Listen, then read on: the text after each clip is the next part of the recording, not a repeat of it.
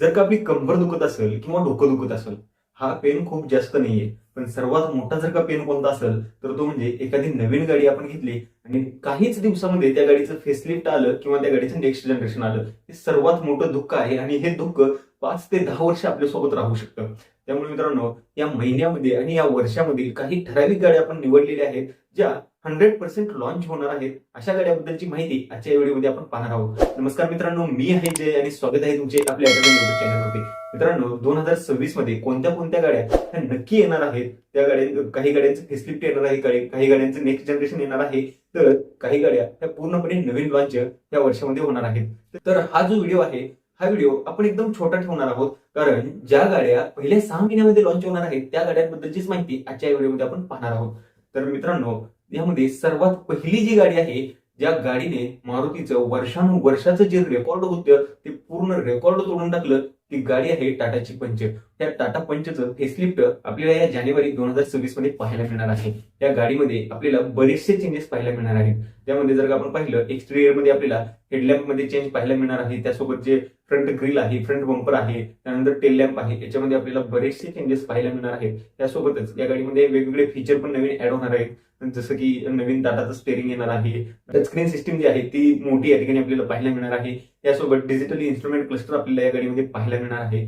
पण या गाडीच्या इंजिनमध्ये कोणताही बदल आपल्याला पाहायला मिळणार नाही किंवा प्लॅटफॉर्म मध्ये कोणताही बदल पाहायला मिळणार नाही. या गाडीचा सगळ्यात मोठा ड्रॉबॅक जो होता तो म्हणजे फक्त या गाडीचं जे इंजिन होतं ते अंडर पॉवर फील होत होतं. पण बाकीचं जे हे पॅकेज आहे टाटा पंच ते परफेक्ट आहे. त्यामुळे ही गाडी जी आहे ती नेहमी टॉप 5 मध्ये सेल करत असते. पण या गाडीमध्ये कॉस्मेटिक चेंजेस खूप सारे आपल्याला पाहायला मिळणार आहेत.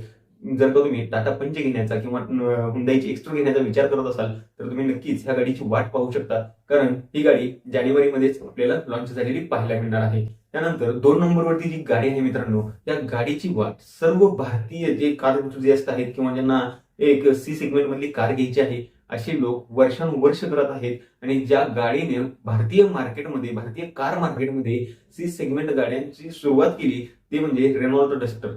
या गाडीचं नेक्स्ट जनरेशन आपल्याला 26 जानेवारी 2026 ला पाहायला मिळणार आहे. ही गाडी जी आहे मित्रांनो, ही कम्प्लीट पॅकेज असणार आहे. ही गाडी जी आहे ती ऑफ रोड सेंट्रिक कार असणार आहे. जी आता आंतरराष्ट्रीय बाजारपेठेमध्ये ही जी गाडी उपलब्ध आहे त्याच्यामध्ये जर का आपण पाहिलं, तर तिच्यामध्ये खूप हार्ड प्लास्टिक आणि रफ डिझाईन या गाडीची ठेवलेली आहे. पण आता भारतीय मार्केटमध्ये रेनॉल्ट या गाडीसोबत काय डिझाईन चेंज करतं ते आपल्याला पाहण्यासारखं असणार आहे. 26 जानेवारी 2026 रोजी ही गाडी लॉन्च होणार आहे. थोडंसं इंटिरियर मध्ये या गाडीच्या चेंज आपल्याला पाहायला मिळू शकतो. पण जे एक्सटेरियर लुक आहे तो सेम जो आपल्याला आंतरराष्ट्रीय बाजारात पाहायला मिळतो तसाच एक्सटेरियर लुक आपल्याला या रेनॉल्ट डस्टरमध्ये पाहायला मिळणार आहे. या गाडीसाठी भरपूर लोक वेट करत आहेत आणि 26 जानेवारी 2026 रोजी ही गाडी भारतीय मार्केटमध्ये लॉन्च होणार आहे. तर या गाडीचा देखील तुम्ही नक्कीच वेट करू शकता. नंतर पुढची गाडी आहे मित्रांनो, ज्या गाडीने एक बेंचमार्क सेट केला होता की फीचर कसे द्यावेत, कोणते कोणते फीचर द्यावेत, आणि सगळे नवीन फीचर त्या गाडीने इंट्रोड्यूस केलेले आहेत भारतीय कार मार्केटमध्ये. जसं की ऍडास पहिल्यांदा जे दिलं ते XUV 700, या गाडीचीही फेसलिफ्ट आपल्याला पाहायला मिळणार आहे. या गाडीचं नाव आता XUV 700च्या ऐवजी XUV 7XO असं करण्यात आलेलं आहे. या गाडीमध्ये आपल्याला बरेचसे नवीन फीचर पाहायला मिळणार आहे. या गाडीची ऑलरेडी डिझाईन खूप सुंदर होती, खूप चांगली डिझाईन, खूप चांगले इंजिन्स या गाडीमध्ये पाहायला मिळत होते. पेट्रोल इंजिन खूप पॉवरफुल होतं, पण त्याच्यामध्ये मायलेजचा इश्यू होता. पण डिझेल इंजिन मध्ये आपल्याला पॉवर आणि मायलेज ह्या दोन्ही गोष्टी परफेक्ट मिळत होत्या.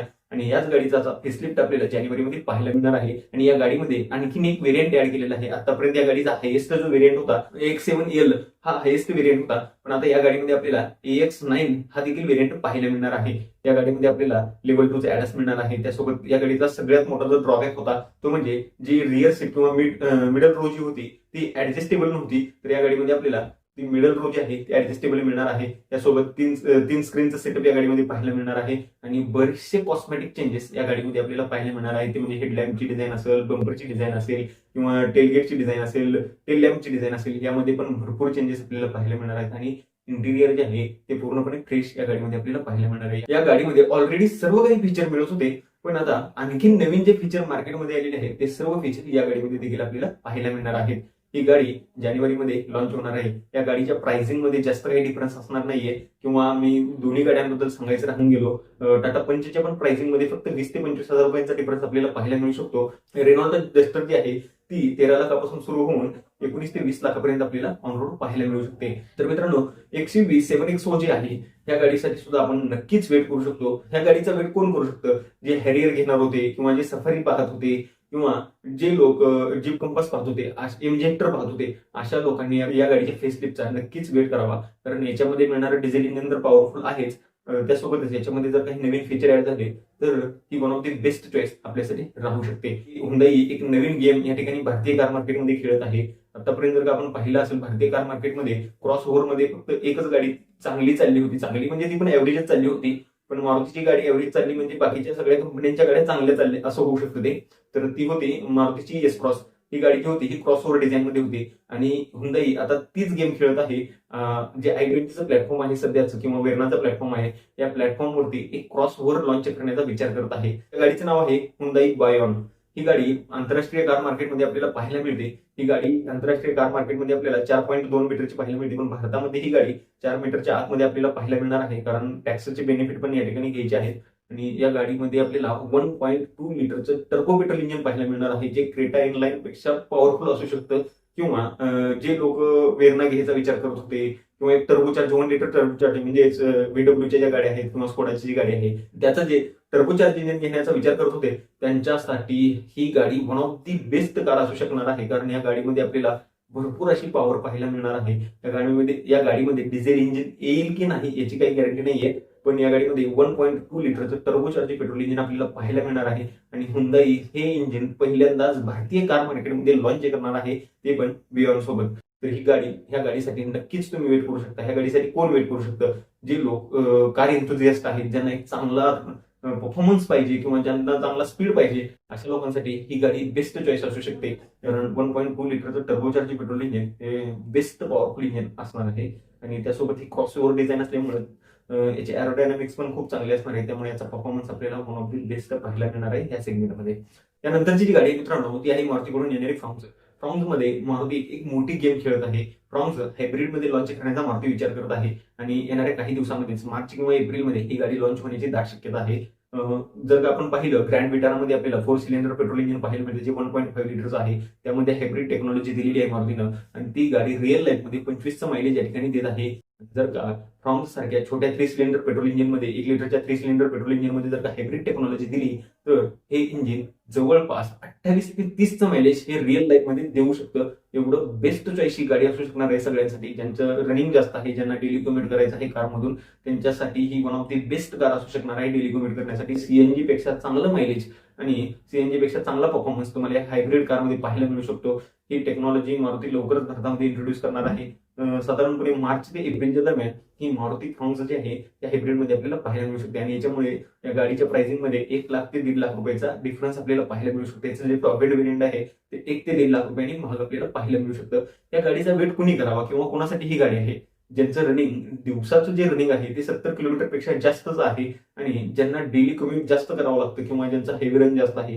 हेवी रन पेक्षा हायवेला हायब्रिडचा काही फायदा होत, जास्त काही फायदा होत नाही, पण ज्यांना सिटीमध्ये जास्त डेली कम्युट करायचं आहे त्यांच्यासाठी ही गाडी बेस्ट चॉईस ठरू शकते. तर ह्या गाडीचा नक्कीच तुम्ही वेट करू शकता.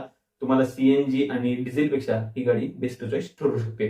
यानंतरची जी पुढची गाडी आहे मित्रांनो, ती आहे VWची टेरा. VWची टेरा ही जानेवारीमध्ये लॉन्च होणार आहे. ही जी गाडी आहे मित्रांनो, ही जी आपल्याला स्कोडाची कायलॅक आहे त्याच प्लॅटफॉर्मवरती बेस ही गाडी आपल्याला पाहायला मिळणार आहे. सेम तीच गाडी असणार आहे. जर का आंतरराष्ट्रीय कार मार्केटमध्ये आपण पाहिलं तर टेरा जी आहे ती क्रॉस ओव्हर शेपमध्ये आंतरराष्ट्रीय कार मार्केटमध्ये आपल्याला पाहायला मिळू शकते. पण आता VW जे आहे ते टेराला थोडंसं क्रॉस ओव्हर आणि थोडंसं कॉम्पॅक्ट एसयूव्हीच्या सेगमेंटमध्ये आणू शकतं आणि डिझाईन लँग्वेज जी आहे ती जास्त काही बदलणार नाही. जसं आपल्याला कायलॅक मध्ये पाहायला मिळतं तशा पद्धतीचे डिझाईन आणि फीचर आपल्याला या गाडीमध्ये पाहायला मिळणार आहेत. VWची ही जी गाडी आहे ही जानेवारी 2024 मध्ये नक्की लॉन्च होणार आहे. या गाडीसाठी सुद्धा नक्कीच तुम्ही वेट करू शकता. आणखी एक जी गाडी आहे ती जुलैच्या आसपास किंवा जूनच्या आसपास आपल्याला पाहायला मिळू शकते. ती म्हणजे आहे एमजीची मॅजेस्टर. ग्लॉस्टरची सक्सेसर म्हणून किंवा ग्लॉस्टरच्या वरती ही गाडी एमजी लॉन्च करणार आहे.